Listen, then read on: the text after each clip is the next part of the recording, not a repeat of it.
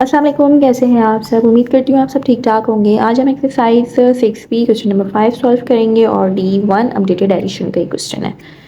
तो करवाने से पहले आपसे रिक्वेस्ट करूँगी कि मेरे चैनल को लाइक और सब्सक्राइब कर लीजिए।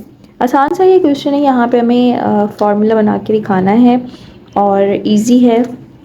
तो चलिए स्टेटमेंट को रीड करते हैं, उसको करना स्टार्ट करते हैं।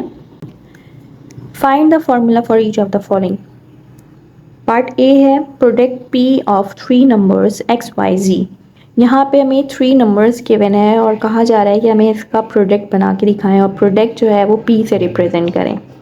तो इसमें हमें फार्मूला बना के दिखाना है। ऐसा फार्मूला बनाना है जो एक्स वाई जी का प्रोडक्ट हो। और प्रोडक्ट का क्या मतलब होता है, मल्टीप्लाई करना। और प्रोडक्ट को हम पी से रिप्रेजेंट करेंगे। ठीक है, तो यहाँ पे हम इसको कर लेते हैं। तो ये हो जाएगा, प्रोडक्ट का क्या मतलब होता है, मल्टीप्लाई करना, और प्रोडक्ट हम पी से रिप्रेजेंट करेंगे। तो पी इज इक्वल टू और एक्स मल्टीप्लाई, ठीक है, ये प्रोडक्ट का मतलब क्या होता है, मल्टीप्लाई। तो एक्स मल्टीप्लाई वाई मल्टीप्लाई जी। और इसको हम किस तरह लिख लेंगे, जब मल्टीप्लाई करते हैं तो हम सबको एक साथ लिख लेते हैं, एक्स वाई जी। ठीक है, तो P is equal to x y z. तो ये इसका फॉर्मूला है। ठीक है, चलिए पार्ट बी करते हैं।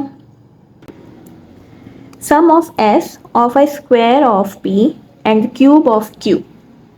यहाँ पे आपने सम करना है।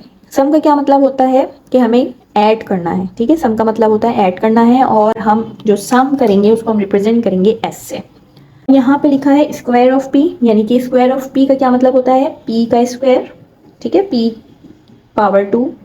और किसको प्लस करेंगे, द क्यूब ऑफ क्यू, यानी कि क्यूब किसको कहते हैं, क्यू की पावर 3। ठीक है, तो इसको हम क्यूब कहते हैं। पी की पावर 2 पी स्क्वायर और क्यू की पावर 3 क्यू क्यूब। ठीक है, तो यहाँ पे हमने सम करना है और सम को हम रिप्रेजेंट करेंगे एस से।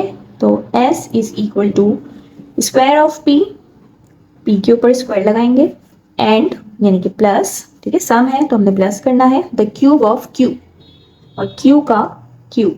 ठीक है, ये p की पावर 2 इसको हम स्क्वायर कहते हैं, और q की पावर 3 इसको हम क्यूब कहते हैं। तो बस यही इसका फॉर्मूला है। ठीक है, अब पार्ट सी कर लेते हैं।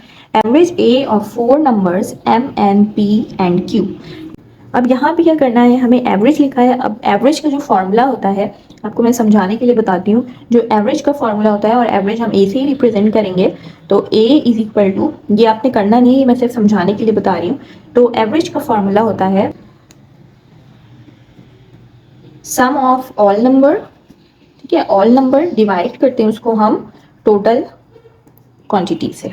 ठीक है, तो इस तरह हम एवरेज निकालते हैं। अब यहाँ पे सम ऑफ ऑल नंबर, यानी कि यहाँ पे जो नंबर गिवन है m n p and q, इसका हमने सम करना है और उसको डिवाइड करना है टोटल क्वांटिटी से। टोटल क्वांटिटी का क्या मतलब है, यहाँ पे लिखा है 4 नंबर्स। ठीक है, और हम अगर काउंट करें तो 1 2 3 4, तो ये टोटल क्वांटिटी है। तो इसका फॉर्मूला किस तरह बनेगा, a is equal to m plus, sum लिखा है तो सम करना है, m plus n plus p plus q, और उसको डिवाइड कर देना है। 4 नंबर्स ऑलरेडी मेंशन है, और यहाँ पे टोटल क्वांटिटी अगर हम काउंट भी करें 1 2 3 4, 4 क्वांटिटी है, तो यहाँ पे हम 4 लिखेंगे। ठीक है, तो बस यही इसका फॉर्मूला है। पार्ट डी कर लेते हैं। Time T in minutes for a train journey of A R B minutes.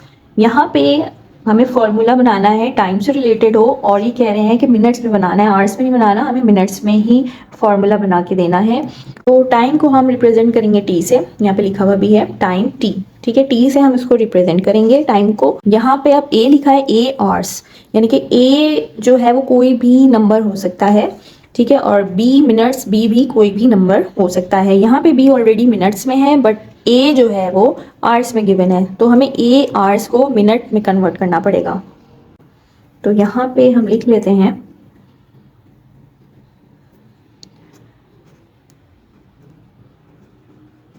Journey time is equal to A are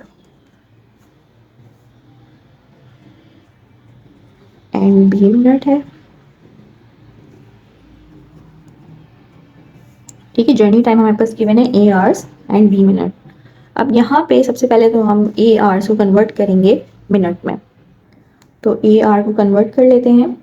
ठीक है, ए आवर्स को जब हम मिनट्स में कन्वर्ट करते हैं तो इसको मल्टीप्लाई करते हैं 60 से। ठीक है, और यहाँ पे हम लिख लेते हैं मिनट्स। ठीक है, तो ये जो जाएगा 60 ए मिनट्स। तो अब ये ए आर जो है वो कन्वर्ट हो गया है 60 ए मिनट्स में, और बी मिनट्स ये ऑलरेडी मिनट्स में है, तो यहाँ पे हम इसका फॉर्मूला बना लेते हैं। टाइम को टी से रिप्रेजेंट करना है, 60 ए, ठीक है, प्लस और बी मिनट तो बी, क्योंकि ये दोनों मिनट्स में कन्वर्ट हो गए हैं तो बस ये इसका फॉर्मूला बनेगा, ये दोनों मिनट्स में है। ठीक है, तो ये इसका आंसर है। ठीक है, दोबारा से मैं यहाँ पे आपको ये बता देती हूँ। देखिए यहाँ पे लिखा है ए आवर्स, ए आवर्स को हमने कन्वर्ट करना पड़ेगा मिनट्स में, क्योंकि हमें आंसर जो है, हमें जो फॉर्मूला बनाना है वो मिनट्स में बनाना है। बी ऑलरेडी मिनट्स में है तो इसको हम कोई कैलकुलेशन इसकी है नहीं, तो सिर्फ हम ए आर्स को कन्वर्ट करेंगे मिनट्स में। जब हम मिनट्स में कन्वर्ट करते हैं आर को तो उसको मल्टीप्लाई करवा देते हैं 60 से। जब हमने 60 से मल्टीप्लाई करवाया तो ये 60 ए मिनट्स हो गया। ठीक है, इसको जब हम मल्टीप्लाई करवाएंगे तो 60 ए मिनट्स। अब यहाँ पे ए है और यहाँ पे बी है, तो ऑब्वियसली ये प्लस तो नहीं हो सकता ना कि मैं इसमें इस तरह लिख दूँ 60 ए बी, इस तरह नहीं कर सकते। तो यहाँ पे क्या करना पड़ेगा, टी इज इक्वल टू, सबसे पहले हमने इसको कन्वर्ट किया ए आर को जो कि है 60 ए, और प्लस बी, बी मिनट को हमने इसमें ऐड करना है तो प्लस बी। ठीक है, तो ये थी आज की वीडियो। इंशाल्लाह मिलते हैं नेक्स्ट वीडियो में। अपना ख्याल रखिएगा। अल्लाह हाफिज़।